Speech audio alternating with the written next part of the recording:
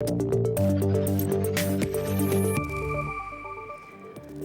evening, I'm Diane in Hong Kong and welcome to ViuTV News. Coming up on tonight's show. Dozens dead in an attack on a Philippines casino. Police believe it was a botched robbery attempt. Trump pulls US out of Paris climate agreement, prompting chorus of criticism from around the world. Thought Hong Kong home prices couldn't go up anymore? Well, think again. They're up for 15th straight week to an all-time high. Good evening. We begin with the horrific attack in the Philippines. Families and loved ones are in mourning after a gunman went on a rampage at a Manila casino and killed 36 people. Meantime, casino mogul Lawrence Ho, who owns a City of Dreams casino in Manila, said he would beef up security at his Philippine complex following the attack. The development is located just a few kilometers away from Resorts World Manila, where the incident took place. With an incident like this, especially at Resorts World Manila, we certainly would ratchet up that even more. Ultimately, the safety of our customers and guests and our employees, our stakeholders, is of paramount importance. And so that is certainly an issue that will buckle down. Well, despite efforts from leaders from the world over to get Donald Trump on board the Paris climate deal, the U.S. president announced this morning that the world's second biggest emitter of greenhouse gases was pulling out of the pact. He called the agreement, quote, unfair at the highest level to the United States because it left the U.S. to suffer while benefiting others. Not only does this deal subject single country to fill, raising the prospect of China stepping up as a global leader. Meantime, Japan joined the chorus of criticism against Trump's decision, but said it will try to persuade the U.S. to change its mind. Mayu Yoshida reports from Tokyo.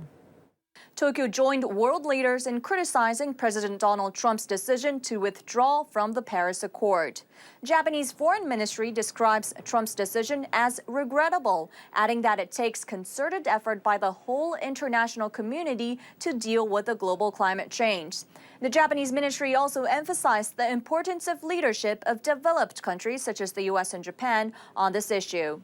Now, Tokyo is not giving up in calling Washington back. Japan's top government spokesman told reporters on Friday that Japan would continue to call on the U.S. to engage in the issue of climate change. Meantime, China and the European Union have seized the spotlight on the climate issue. At a summit in Brussels, Premier Li Keqiang and EU leaders pledged unity in fighting global warming. There were lingering divisions on international trade, but in a first between China and the EU, a joint statement was issued over the environmental problem. The statement commits the two sides to cutting back on fossil fuels, developing more green technology, and helping raise $100 billion a year by 2020 to help poorer countries cut their emissions. European Commission President Jean-Claude Juncker stressed China and the EU are aligned on the need for international solutions. Nowhere is that more important than in leading the global clean energy transition and the full implementation without nuances of the Paris Climate Agreement. All right, coming up next, the latest from the world of business.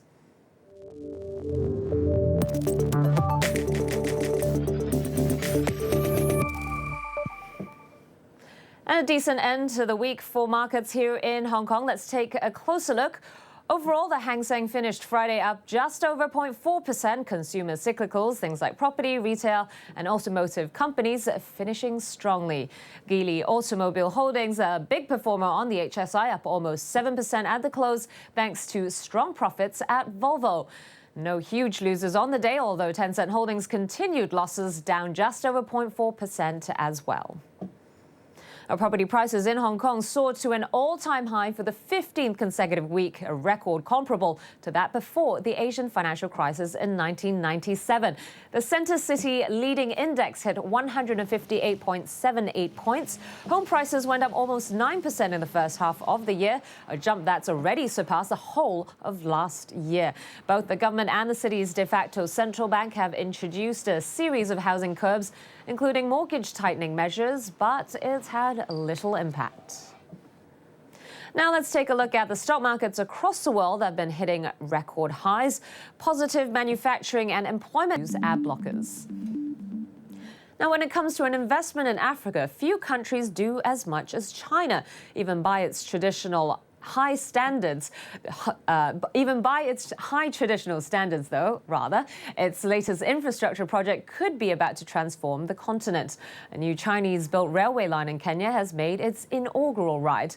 It replaces a 100-year-old system once famous for the lions that terrorized those who worked on it, as Matthew Larantonda reports. Kenya celebrating the debut of a brand new $3.2 billion rail line almost entirely funded by China. A new era for both countries as China expands a multi-billion-dollar series of projects aimed at upgrading trade routes through Eurasia and Africa. I think the railway in Africa in Kenya is a fantastic example of how China is starting to take control of global trade as we see the US take a step back with Donald Trump. The new system replaces a notorious rail line nicknamed the Lunatic Express. Decaying at over 100 years old, thousands are thought to have died in its construction during British colonial rule. But it did become an economic lifeline for Kenya, and the new railway is hoped to push it that much further. President Kenyatta intervened frequently to smooth out bureaucratic hurdles during development. The Freedom Express, named for Kenya's Independence Day, June 1st, was completed over 2 years ahead of schedule. Then the Mombasa-Nairobi leg of this railway line is just the first phase, and it is 472 kilometers. There are plans to extend it to the Rift Valley town of Naivasha before taking it to the border town of Uganda, Malaba, where Uganda will then construct another leg to Kampala before moving on to Rwanda and Burundi. Opposition parties have accused President Kenyatta's ruling party of inflating its cost and misappropriating funds. A common allegation in a country where government corruption is widespread. Now, we all like the feeling of cash in our pockets, but when it comes to investment digital currency, it's what's worth taking a closer look at. The price of bitcoins is soaring, and it's thanks to an unlikely source. Grace Lee reports.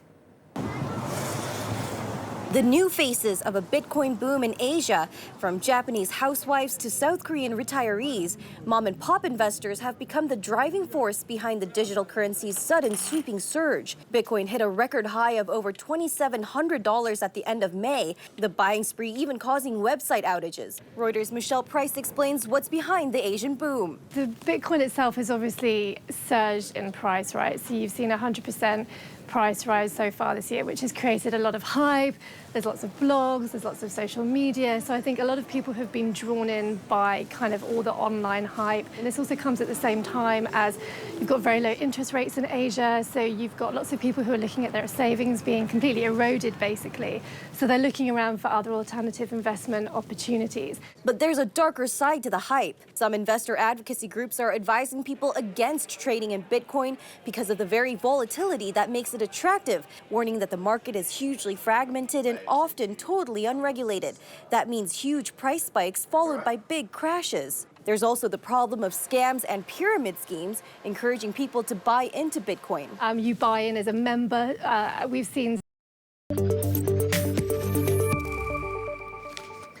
Welcome back. Local news now, and an autistic defendant charged with rioting in last year's Mongkok unrest has pleaded guilty. He is the first to do so. Teng Kai was among 10 protesters at the West Kowloon Magistrates Court for a second hearing today. The judge granted him bail after hearing he needed regular treatment for depression. His lawyer told the court his participation in the clashes has aggravated his condition. The 9 others all pleaded not guilty to rioting yesterday. To other local news, Undersecretary for Transport and Housing Yao Shing-mu told lawmakers that progress has been made on the controversial joint immigration arrangement for the cross-border high-speed rail. He said both the administration and mainland authorities have agreed that the arrangement is fully compliant with the law and will not breach the one country, two systems principle. But he refused to promise that a concrete plan could be set out before the current government term ends in July. Now, to the U.S., and former FBI Director James Comey will testify next Thursday before a Senate panel investigating possible ties between Russia and Donald Trump's campaign in last year's presidential election. It'll be Comey's first public appearance after he was fired by Trump last month. He'll attend both a public and a closed-door session and is expected to face questioning on whether Trump tried to obstruct the FBI's own investigation into suspected collusion by Trump's campaign members. Well, away from the Comey scandal in the U.S., Vladimir Putin says patriotic Russian hackers may have staged cyber attacks against countries that have strained relations with Moscow. Speaking to media at a forum in St. Petersburg, Putin likened them to free-spirited artists who may wake up one morning inspired to take action on their own initiative. He was responding to a question about Moscow's alleged interference in elections in other countries. He said it's theoretically possible that these patriotic hackers want to contribute to what they believe is a good fight against those who speak badly about Russia. But the Russian president said the state had never been involved in such hacking. All right, time for a quick look at headlines from elsewhere around the world. Gunmen shot dead a controversial Venezuelan judge who was involved in putting a leader of Venezuela's opposition behind. A plane crashed just off the Pacific coast, killing one person. The aircraft went down northwest of Malibu in California. Officials say the incident happened near the 101 freeway in the hills of Ventura County. The circumstances surrounding the crash are still unknown, but the involvement of a second aircraft is under investigation. To Iraq, where federal police forces released video showing rows of seized vehicles. It's thought the fleet were prepared by Islamic State militants. And to some rather different news now, an unconventional newcomer to Dubai's police force. Authorities brought in the first robot officer to help patrol roads in the city. It's an initiative Dubai hopes will become a formidable presence in law enforcement there. Matthew Stock has that story. Is this the future of law enforcement? The robotic recruit is joining Dubai's police force to patrol busy areas of the city. Citizens can talk to the robot or use its touchscreen to report a crime. It's equipped with cameras and facial recognition software, so it can compare faces with a police database and flag up matches to headquarters. It can read vehicle license plates, and its video feed can help police spot risks such as unattended bags. It also won't take holidays or call in sick. If the RoboCop experiment proves successful, Dubai Police says it wants the unarmed robots to make up 25% of its patrolling force by 2030. And time now for the latest from the world of sports.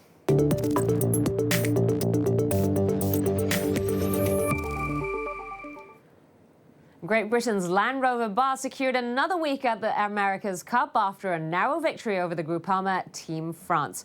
A late maneuver. That's soccer, and I hope tomorrow or in some days she forgot this and she continue. To the latest development on Tiger Woods' drink driving charge, and Jupiter Police Department released video footage of Woods taking a blood alcohol test. He was seen slurring as he provides his personal information to a police officer before taking the test. It showed his alcohol content level was at 0. A police report said Woods was asleep at the wheel of a Mercedes-Benz stopped on a Florida road and did not know where he was. He was arrested on a charge of driving under the influence and cited for improper parking. And to the U.S., where 12-year-old Ananya Vinay won the National Spelling Bee after 12 hours of picking her way along a precarious lifeline of consonants and vowels.